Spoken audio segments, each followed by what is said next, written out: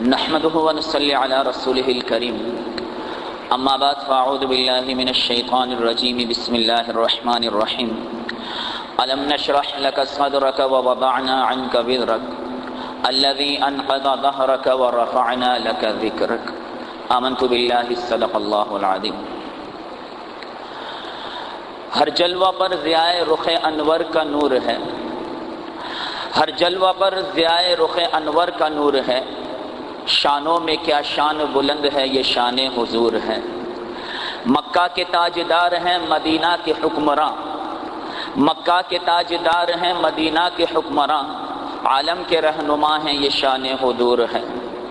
عفو کرم کا ابر ہیں، بخشش کی ہیں گھٹا، عفو کرم کا ابر ہیں، بخشش کی ہیں گھٹا، بارش ہیں رحمتوں کی، یہ شان حضور ہیں۔ شافع ہیں روز حشر کے سب کے ہیں پیشوا، شافع ہیں روز حشر کے سب کے ہیں پیشوا، محبوب کبریا ہیں، یہ شان حضور ہے۔ مرکز ہیں دائرہ کے وہ یکتا روزگار، مرکز ہیں دائرہ کے وہ یکتا روزگار، بے مثل و بے نظیر ہیں، یہ شان حضور ہیں۔ مخزن ہیں حکمتوں کے ہدایت کے آفتاب، مخزن ہیں حکمتوں کے ہدایت کے آفتاب، خاتم ہیں انبیاء کے، یہ شان حضور ہے۔ وعدے کے کیسے پکے صادق و امین بھی، وعدے کے کیسے پکے صادق و امین بھی، اخلاق کیا شگفتہ ہیں، یہ شان حضور ہے۔ حسن و ادا غضب کے ہیں تو مجھ سے کچھ نہ پوچھ، حسن و ادا غضب کے ہیں تو مجھ سے کچھ نہ پوچھ، شمس و قمر بھی شرما جائیں، یہ شان حضور ہے۔ خود نازنین ہے اس پر جفائیں جہان کی، خود نازنین ہے اس پر جفائیں جہان کی، کس شوق سے اٹھائیں، یہ شان حضور ہے۔ اس شاہ کملی والے پہ جانے ہو سب نثار، اس شاہ کملی والے پہ جانے ہو سب نثار، ہر بار ہزار بار، یہ شان حضور ہے۔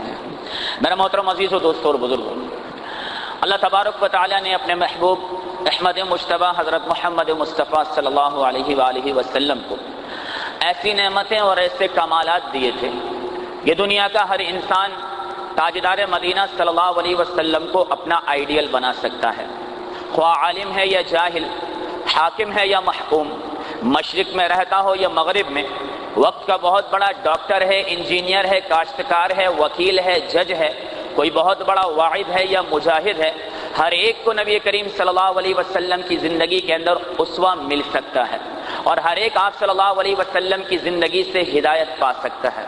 میرے محترم عزیزوں، سرکار دو عالم صلی اللہ علیہ وسلم اس دنیا میں حضرت ابراہیم علیہ السلام کی دعا کا مصداق بن کے تشریف لائے کہ جب انہوں نے بیت اللہ بنایا تو اللہ تعالیٰ سے کہا کہ میرے مولا، گھر تو تیرا بنا دیا ہے، اب آباد کرنے والا تجھے بھیجنا ہے، مدرسہ میں نے بنا دیا ہے، علم کا پڑھانے والا تجھے بھیجنا ہے۔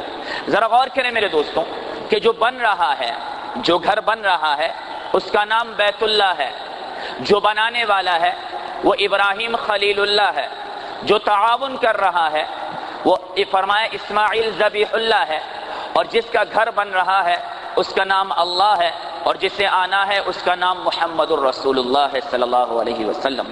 نبی کریم صلی اللہ علیہ وسلم دنیا میں کیسے آئے؟ ابھی آئے نہیں ہیں، آنے سے پہلے ہی اللہ تبارک و تعالیٰ نے خیر و برکتیں نازل کرنا شروع فرما دی، آنے سے پہلے ہی بتا دیا گیا کہ وہ عظیم ہستی دنیا میں آ رہی ہے جس کے انتظار میں اور جس کی وجہ سے کائنات کا وجود اب تک باقی ہے۔ حضرت آمنہ رضی اللہ تعالی عنہ فرماتی ہیں کہ نبی کریم صلی اللہ علیہ وآلہ وسلم کے بارے میں کہ ابھی تک میرا محمد میرے بطن اطہر میں تھا، لیکن بڑے عجیب عجیب واقعات رونما ہوتے۔ فرماتی ہیں کہ مکے کی زمین بڑی سخت تھی، لیکن میں زمین کے جس حصے پر قدم رکھتی وہ زمین نرم ہو جایا کرتی تھی۔ فرماتی ہیں جب میں دھوپ میں چلتی تو ایک بادل کا ٹکڑا میرے ساتھ ساتھ مجھ پر سایہ کرتے ہوئے چلتا تھا۔ فرماتی ہیں کہ زمزم کا کنواں ذرا گہرا تھا، لیکن جب میں زمزم کے کنویں پہ پانی بھرنے جاتی تو زمزم کا کنواں خود بخود ابل کر اوپر آ جاتا، اور جب میں پانی بھر کے چلی جاتی تو دوبارہ وہ اپنی سطح پر چلا جایا کرتا تھا۔ فرماتی ہیں جب میں کسی درخت کے پاس سے گزرتی وہ درخت جھک کر مجھے سلام کیا کرتا تھا، اور فرماتی ہیں کہ میں نے خواب دیکھا کہ اللہ نے مجھ سے ایک نور نکالا ہے جس نے مشرق اور مغرب دونوں کو روشن کر دیا ہے۔ میرے محترم عزیزوں، ذرا غور تو کریں کہ اللہ تعالیٰ نے اپنے محبوب کو پیدا کرنے کے لیے وقت کیسا مقرر فرمایا۔ آپ صلی اللہ علیہ وسلم صبح صادق کے وقت، یعنی جس وقت میں اور آپ یہاں بیٹھے ہیں اس وقت اللہ تعالیٰ نے اپنے محبوب صلی اللہ علیہ وسلم کو پیدا کیا کہ جب اندھیرا اور ظلمت جا رہی ہے، نور اور اجالا آ رہا ہے، گویا کہ آپ صلی اللہ علیہ وآلہ وسلم کی پیدائش کا یہ وقت رکھ کے اللہ تبارک و تعالی پوری کی پوری دنیا کے کافروں اور مشرکوں کو یہ پیغام دینا چاہ رہے تھے کہ وہ ہستی دنیا میں آ چکی ہے جس کے آنے کے بعد اللہ تعالیٰ ظلمت کو مٹا کر پوری دنیا کو نور اور ہدایت کے راستے پہ لانے والا بن جائے گا۔ میرا محبوب صلی اللہ علیہ وسلم جب دنیا میں آیا میرے دوستوں، تو حضرت آمینہ رضی اللہ تعالی عنہ فرماتی ہیں کہ آپ صلی اللہ علیہ وسلم جب پیدا ہوئے یعنی محمد، تو فرمایا کہ عجیب عجیب واقعات رونما ہوئے۔ فرماتی ہیں میرے گھر کا حال یہ تھا کہ میرے گھر کے اندر دیا جلانے کے لیے تیل بھی نہیں تھا، لیکن جب آقا دو جہاں پیدا ہوئے میرے دوستوں تو اللہ تعالیٰ نے آسمان کے تمام ستاروں کو آمینہ رضی اللہ تعالی عنہ پر جھکا دیا، اور فرماتی ہیں کہ 1500 سال سے فارس میں ایک آگ جل رہی تھی جس کی لوگ پرستش کرتے تھے، یہاں اللہ کے رسول پیدا ہوئے وہاں وہ آگ خود بخود بجھ گئی۔ فرمایا قیصر و کسریٰ کے وہ محلات جو مضبوطی میں اپنی مثال آپ تھے، اللہ کے رسول کے پیدا ہوتے ہی اس کے 1 نہیں 2 نہیں 14 کنگرے نیچے گر پڑے، اور فرماتی ہیں کہ جب آپ صلی اللہ علیہ وسلم پیدا ہوئے تو وہ ایسے فرمایا کہ میرے بطن اطہر سے نکلے کہ نکلتے ہی اللہ کے رسول اللہ کے حضور جو ہے وہ سجدہ کرنا شروع کر دیا۔ علماء کرام فرماتے ہیں میرے دوستوں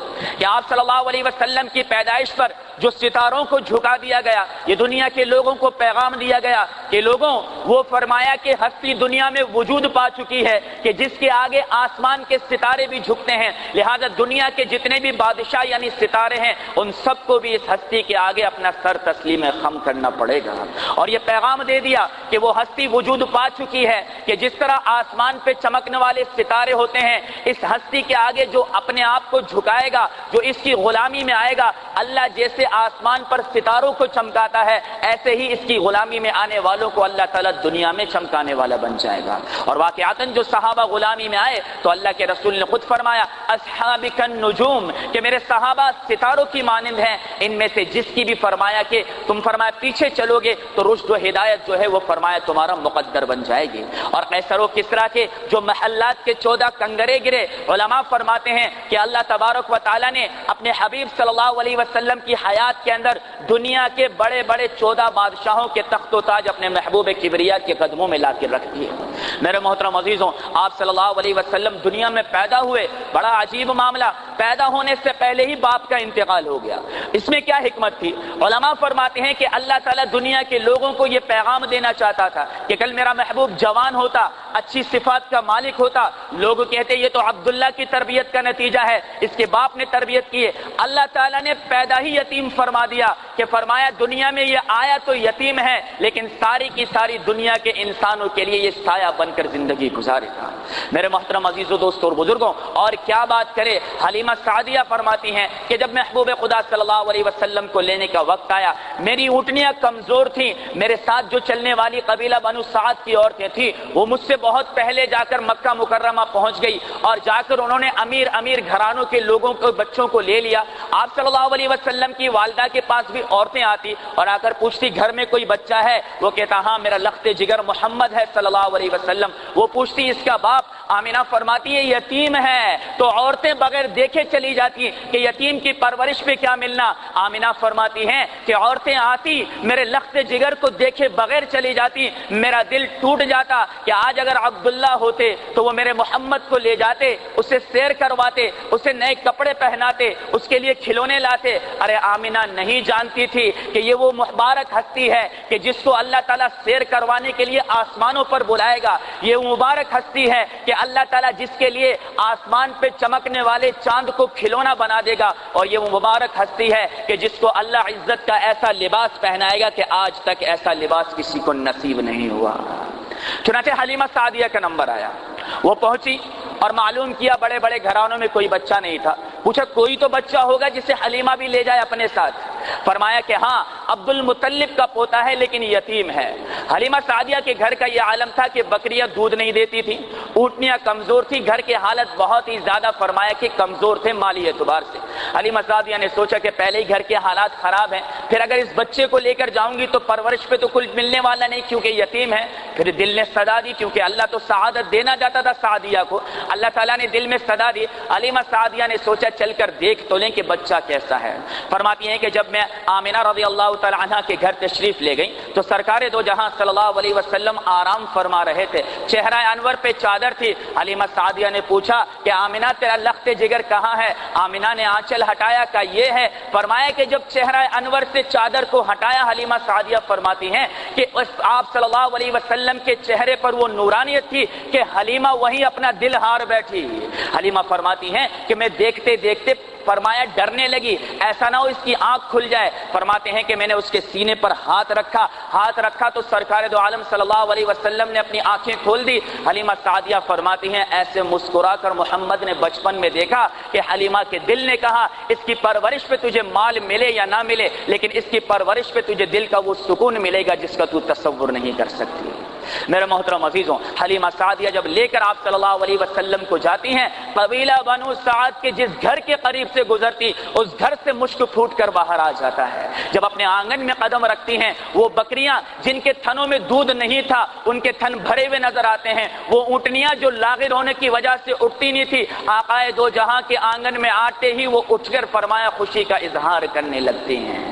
اس لیے میرے محترم عزیزوں، دوستوں اور بزرگوں، ہم تو یہی کہتے ہیں کہ میرا قائد ہے وہ زندگی پیغام تھا جس کا، میرا قائد ہے وہ زندگی پیغام تھا جس کا، صداقت ذات تھی جس کی، امانت نام تھا جس کا، وہ رفتہ رفتہ جس نے قوم کو زندگی عطا کر دی، وہ رفتہ رفتہ جس نے قوم کو زندگی عطا کر دی، کلی آغاز تھی جس کی، چمن انجام تھا جس کا۔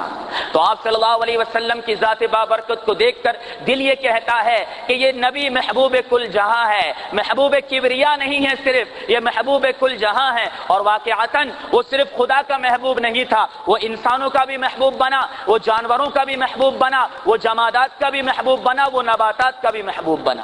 کہتے ہیں سیدنا ابوبکر صدیق رضی اللہ تعالی عنہ کے گھر کے اندر دو پتھر تھے، ایک کو آپ صلی اللہ علیہ وسلم متکلم کہتے تھے، بات کرنے والا، ایک کو متقی کہتے تھے۔ وجہ یہ تھی کہ آپ صلی اللہ علیہ وسلم جب بھی سیدنا ابوبکر صدیق رضی اللہ تعالی عنہ کے گھر میں تشریف لے جاتے، وہ پتھر آپ صلی اللہ علیہ وسلم کو سلام کیا کرتا تھا۔ اللہ کے رسول نے اس کا نام ہی متکلم رکھ دیا۔ ایک پتھر تھا جس سے ٹیک لگاتے تھے، آپ صلی اللہ علیہ وسلم نے اس کا نام ہی متقی رکھ دیا۔ نباتات کی بات کریں، صحابہ کرام فرماتے ہیں کہ ہم نے خود اپنے کانوں سے سنا کہ کئی بار اللہ کے رسول کے ساتھ چلنے کا اتفاق ہوا، جس شجر کے نیچے سے چلتے وہ شجر جھک کر سلام کیا کرتا تھا۔ آپ صلی اللہ علیہ وسلم جب مدینہ منورہ تشریف لائے تو مسجد نبوی کے اندر ایک فرمایا کہ کھجور کا ستون تھا جس کو ٹیک لگا کر اللہ کے رسول خطبہ دیا کرتے تھے۔ جب حضرت سلمان فارسی مسلمان تمیم داری رضی اللہ تعالی عنہ ایمان لائے تو انہوں نے اللہ کے رسول کے لیے ممبر بنا دیا۔ اللہ کے رسول نے کھجور کے تنے کو چھوڑا اور ممبر پر بیٹھ گئے۔ صحابہ کرام فرماتے ہیں پہلا ہی جمعہ تھا، ہمیں مسجد میں سے بچے کی طرح رونے کی آواز آئی، ہم نے دائیں بائیں دیکھا کوئی نظر نہیں آیا، اتنے میں اللہ کے رسول ممبر سے اترے اور کھجور کے تنے پر شفقت سے ہاتھ رکھ دیا۔ وہ کھجور کا تنا ایسے چھپ ہوا جیسے چھوٹا بچہ ہچکیاں لے کر چھپ ہوتا ہے۔ اللہ تعالیٰ نے اس کھجور کے تنے کی اس محبت کی بنیاد پر اس سے جنت کا وعدہ فرما لیا۔ میرا محبوب تو جانوروں کا بھی محبوب تھا، کیسا تھا؟ حلیمہ سعدیہ جب آپ صلی اللہ علیہ وسلم کو لے کر جانے لگی تو اتنی کمزور اونٹنی پر آئی تھی کہ ان کے ساتھ آنے والی جو عورتیں تھیں وہ ان سے کئی گھنٹے پہلے پہنچی اور امیر گھرانے کے بچوں کو لے لیا۔ اب ان کی اونٹنی اتنی کمزور تھی کہ چل ہی سست رہی تھی۔ جب آپ صلی اللہ علیہ وسلم کو لیا اور لے کر کیا کہا؟ اللہ، آمنہ سے کہا آمنہ کیا لال پیدا کیا ہے؟ حلیمہ نے تو کبھی زندگی میں ایسا بچہ نہیں دیکھا۔ ارے آمنہ نے کہا حلیمہ تو گاؤں کی رہنے والی ہے، میں نے مکہ دیکھا، مدینہ دیکھا، میں نے شہروں میں ایسا بچہ نہیں دیکھا۔ عبد المطلب کھڑے ہیں اور کہا آمنہ تو شہروں میں رہنے والی ہے، عبد المطلب بلاد شام تک گیا ہے، میں نے ملکوں میں ایسا بچہ نہیں دیکھا۔ میری چشم نخیل کہتی ہے جبرائیل امین کہہ رہا تھا اور عبد المطلب جبرائیل امین نے تو کائنات میں ایسا بچہ نہیں دیکھا، لیکن اللہ تبارک و تعالیٰ فرما رہے تھے وہ جبرائیل بس کر، اللہ تعالیٰ نے پوری مخلوق میں ایسا بچہ نہیں دیکھا۔ چنانچہ نبی کریم صلی اللہ علیہ وسلم کو لے کر جانے کا وقت آیا۔ میرے محترم عزیزوں، جب جانے لگے تو آمنہ رضی اللہ تعالی عنہا نے دعائیں دی۔ آج ماں کی دعاؤں کی کوئی قدر نہیں ہے نا، بڑی اہمیت ہے ماں کی دعاؤں کی، بڑی اہمیت ہے۔ کتنی اہمیت ہے؟ حضرت موسیٰ علیہ السلام کو ان کی ماں نے ایک صندوق میں ڈالا اور دعائیں دے کر رخصت کیا۔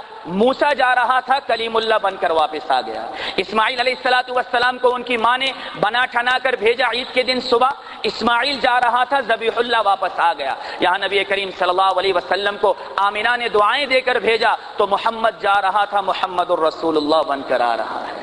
میرے محترم عزیزوں، ماں کی دعاؤں سے کبھی محروم نہ ہونا، ہمیشہ ماں کی دعائیں لیتے رہنا۔ تو بہرحال بات دوسری طرف نکل گئی۔ فرماتی ہیں حلیمہ سعدیہ کہ جب ہم محمد کو لے کر آنے لگے تو میرے شوہر نے مجھے کہا کہ حلیمہ تم بچے کو لے کر پیچھے بیٹھ جاؤ اور میں آگے اونٹنی کو چلاتا ہوں۔ چنانچہ فرمایا کہ حلیمہ سعدیہ کے جو شوہر تھے وہ اونٹنی کو چلانے کے لیے آگے بیٹھے، حلیمہ سعدیہ آپ صلی اللہ علیہ وسلم کو لے کر جو ہے وہ پیچھے بیٹھ گئی۔ اب اونٹنی کو اٹھایا، اونٹنی اٹھ نہیں رہی، پھر اٹھایا، اٹھ نہیں رہی۔ آپ حلیمہ سعدیہ کے شوہر نیچے آئے، اونٹنی فوراً اٹھ گئی۔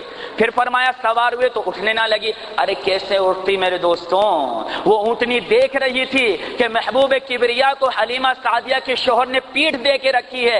اونٹنی کہتی تھی میری شان نہیں ہے کہ اللہ کے رسول کو تو پیٹھ دے کر بیٹھے اور اس پر میں سواری کے ساتھ چلتی جاؤں۔ چنانچہ ان کے دل میں ویسے ہی خیال آیا کہ حلیمہ لگتا ہے کچھ وزن کا معاملہ ہے، تو محمد کو لے کر صلی اللہ علیہ وسلم آگے بیٹھ جا، میں پیچھے بیٹھتا ہوں۔ فرماتے ہیں کہ جب حلیمہ سعدیہ اللہ کے رسول کو لے کر آگے بیٹھی، ان کے شوہر پیچھے بیٹھے، تو فرمایا اونٹنی سرپٹ دوڑنے لگی اور ایسی دوڑی کہ ان سے کئی گھنٹے پہلے جو عورتیں دیگر بچوں کو لے کر نکل چکی تھیں ان سے بھی آگے نکل گئی۔ ارے عورتوں نے آواز ماری، ہو حلیمہ سواری بدل لی کیا؟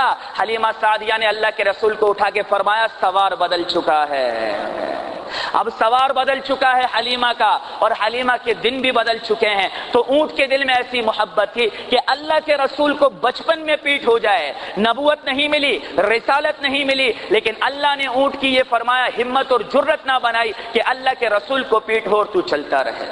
حجت الوداع کے موقع پر آپ صلی اللہ علیہ وسلم نے قربانی کا وقت آیا، 100 اونٹوں کو ذبح کیا، جس میں 60 کے قریب اپنے ہاتھوں سے ذبح کیے۔ صحابہ کرام فرماتے ہیں ہم حیران تھے، ہم جس اونٹ کو پکڑتے وہ بدکتا، دور بھاگتا۔ آج اونٹ کو ذبح کرنا کتنا مشکل ہے، عتیق بھائی سے ہمارے پوچھ لو، ماشاءاللہ قربانیاں ہوتی ہیں، بڑا مجمع دیکھنے آتا ہے تو کتنا مشکل کام ہے۔ فرماتے ہیں ہم جس اونٹ کو پکڑتے تو اونٹ بدکتا، دور بھاگتا، لیکن اللہ کے رسول صلی اللہ علیہ وسلم کے ہاتھوں سے ذبح ہونے کے لیے ہر اونٹ دوسرے سے آگے نکلتا کہ یا رسول اللہ جب قربانی ہونا ہے تو آپ کے مبارک ہاتھوں سے قربان ہونا ہے۔ ہاں قصہ مشہور ہے لیکن بار بار عرض کرتا ہوں، دل میں بڑا پیارا لگتا ہے۔ ایک ہرن کو ایک یہودی شکاری نے اپنے پاس قید کر لیا، آپ صلی اللہ علیہ وسلم گزرے تو ہرن نے اللہ کے رسول سے شکایت کی، یا رسول اللہ میرا بچہ پہاڑ پہ بھوکا ہے، اس شکاری نے مجھے پکڑا ہے، تھوڑی دیر اجازت لے کر دیجئے، بچے کو دودھ پلا کر آ جاؤں۔ آپ صلی اللہ علیہ وسلم نے یہودی سے درخواست کی، وہ مسکرا کر کہنے لگا محمد اس جانور کی گارنٹی لیتا ہے؟ کہا ٹھیک ہے تجھے کھڑا کرتا ہوں، جب تک یہ نہیں آئے گی تجھے نہیں چھوڑوں گا۔ اللہ کے رسول کھڑے ہو گئے، وہ فرمایا ہرنی گئی اور بچے کو دودھ پلا کر واپس آئی۔ یہودی نے جانور کی اس محبت کو دیکھ کر اللہ کے رسول کے ہاتھ پر کلمہ پڑھ لیا۔ میرے محترم عزیزوں، دوستوں اور بزرگوں، میرا نبی انسانوں کا بھی محبوب تھا، اور کیسا محبوب تھا؟ حضرت انس بن نضر رضی اللہ تعالی عنہ احد کے میدان کے اندر لڑ رہے ہیں، لڑتے بہت آگے نکلے، حتیٰ کہ ان کی نظر پڑی کہ مسلمان کچھ پریشان ہیں۔ پوچھا کیا ہوا؟ مسلمانوں نے دبی ہوئی آواز میں کہا کہ جس کے لیے لڑ رہے تھے ان کو شہید کر دیا گیا۔ حضرت انس بن نضر رضی اللہ تعالی عنہ نے فرمایا کہ لوگوں اگر اللہ کے رسول دنیا میں نہیں رہے اب ہمارے بھی رہنے کا کوئی فائدہ نہیں، اور دشمنوں کے جھمگٹے میں چلے گئے۔ صحابہ اکرام فرماتے ہیں جب ان کی فرمایا کہ لاش کو لایا گیا، ان کے جسم پر اتنے نشانات تھے کہ چہرہ پہچاننے میں نہیں آتا تھا۔ ان کی بہن نے ہاتھ کی انگوٹھی دیکھ کر ان کی لاش کی شناخت فرمائی تھی۔ حضرت زید رضی اللہ تعالی عنہ کو فتح مکہ سے پہلے دشمنان اسلام نے گرفتار کر لیا۔ اس وقت ابو سفیان رضی اللہ تعالی عنہ ایمان نہیں لائے تھے، چنانچہ انہوں نے پوچھا کہ زید ایک بات بتا، میں تجھے خدا کی قسم دے کر یہ بات پوچھتا ہوں، کیا تجھے یہ بات پسند ہے کہ اس وقت ہم تجھے تیرے بیوی بچوں کے پاس بھیج دیں اور تیرے فرمایا نبی کو جس کو تم نبی مانتے ہو محمد کو صلی اللہ علیہ وسلم یہاں لا کر قید کر دیں؟ حضرت زید رضی اللہ تعالی عنہ نے آنکھیں اٹھائی اور چہرے پر غصے کے آثار تھے اور کہنے لگے سفیان تو یہ بات کرتا ہے، ارے زید کو تو یہ بات پسند نہیں ہے کہ میرے محبوب کو کہیں ایک کانٹا بھی چبھ جائے، اور فرمایا زید اپنے بیوی بچوں میں جا کر بیٹھ جائے۔ اس پر ابو سفیان رضی اللہ تعالیٰ عنہ نے کہا کہ خدا کی قسم آج تک اتنی محبت کسی سے نہیں دیکھی جتنی محبت مسلمان اپنے نبی سے کیا کرتے ہیں، اور کیوں نہ کریں میرے دوستوں، اس سے تو رب بھی محبت کرتا ہے۔ کہیں چہرے کی بات آتی تو رب کہتا ہے والضحیٰ، اور چہرہ نہ کہو، اس کا چہرہ تو روشن دن کے جیسا ہے۔ اس کی زلفوں کی بات آئی تو اللہ کہے واللیل اذا سجا، اور زلفوں کی بات نہ کرو، یہ تو گھنی رات کی طرح بنے ہیں۔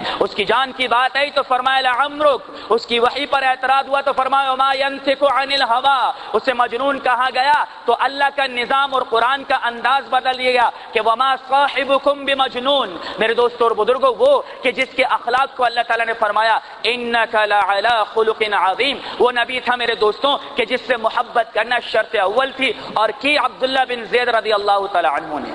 عبداللہ بن زید رضی اللہ تعالیٰ عنہ وہ صحابی تھے جو کبھی کبھی مسجد نبوی میں اذان دے دیا کرتے تھے۔ ایک مرتبہ فرمایا کہ جب ان کے کان میں یہ خبر پہنچی کہ آپ صلی اللہ علیہ وسلم وفات پا چکے ہیں، انہوں نے اللہ تعالیٰ سے دعا کی یا اللہ میری آنکھوں کی بینائی ختم فرما دے، اور وہ دعا قبول بھی ہو گئی، ان کی آنکھوں کی بینائی چلی گئی۔ ایک مرتبہ کسی نے پوچھا عبداللہ بن زید سے کہ عبداللہ تو نے یہ عجیب دعا مانگی؟ ارے کہا کیسی عجیب دعا؟ یہ آنکھیں تھی ہی محمد صلی اللہ علیہ وسلم کو دیکھنے کے لیے، جب وہی دنیا میں نہیں رہے تو آنکھوں کی کیا ضرورت رہ جاتی ہے۔ اس لیے میرے محترم عزیزوں دوستوں اور بزرگوں، جس درجے کی محبت ہے اس درجے کا اللہ تبارک و تعالیٰ قرب عطا فرماتے ہیں۔ لہذا میرے بھائیوں دوستوں اور بزرگوں، اس دنیا میں آنے کے بعد میں اور آپ صرف اور صرف ایک ہی بات کے پابند ہیں، اللہ اور اس کے رسول کی اطاعت کرنا۔ ایک مرتبہ آپ صلی اللہ علیہ وسلم دعا مانگ رہے تھے، آپ صلی اللہ علیہ وسلم کے غلام حضرت ثوبان رضی اللہ تعالیٰ عنہ ساتھ تھے۔ دعا کیا مانگی؟ اے اللہ مجھ کو جو ہے میری محبت کرنے والوں کو مجھ سے جلد ملا دینا۔ حضرت ثوبان رضی اللہ تعالیٰ عنہ بڑے حیران ہوئے کہ صحابہ کرام کا مجمع موجود، آپ کا غلام ثوبان موجود، آپ کہہ رہے ہیں مجھ سے جو ہے میری محبت کرنے والوں کو مجھ سے ملا دینا۔ فرمایا یا رسول اللہ کیا ہم آپ سے محبت نہیں کرتے؟ اللہ کے رسول نے فرمایا ثوبان تمہاری محبت تو بے مثال ہے، لیکن کیوں نہ کرتے؟ تم نے مجھے دیکھا، حسن و جمال کو دیکھا، کمالات کو دیکھا، جمالات کو دیکھا، نوالات کو دیکھا، محبت تو شرط تھی میرے دوستوں، کرنی ہی تھی۔ ارے کہا تو جانتا ہے ثوبان میرے دنیا سے چلے جانے کے سینکڑوں سال کے بعد کچھ لوگ آئیں گے، جب ان کے سامنے علماء میری سنتوں کو پیش کریں گے، میرے طریقوں کو بتائیں گے، اور فرمایا کہ میرے جو ہے وہ فرمایا کہ راستے کو بتائیں گے تو وہ اس پر چلنا سعادت سمجھیں گے، اور تو جانتا ہے ثوبان ان کے دل میں میری اتنی محبت ہوگی کہ اگر اپنی اولاد کو بیچ کر ایک نظر مجھ پہ پڑ جاتی تو وہ اس کے لیے بھی تیار ہو جاتے۔ تو اس قدر کون کون محبت کرتا ہے بھائی؟ ثبوت دو اللہ تعالیٰ کو، سب کے دل میں محبت ہے نا بھائی؟ تو پھر اللہ کے رسول کا فرمان ہے المرء مع من احبہ، کہ انسان جس سے محبت کرے گا اللہ قیامت کے دن اسی کے ساتھ کھڑا فرما دے گا۔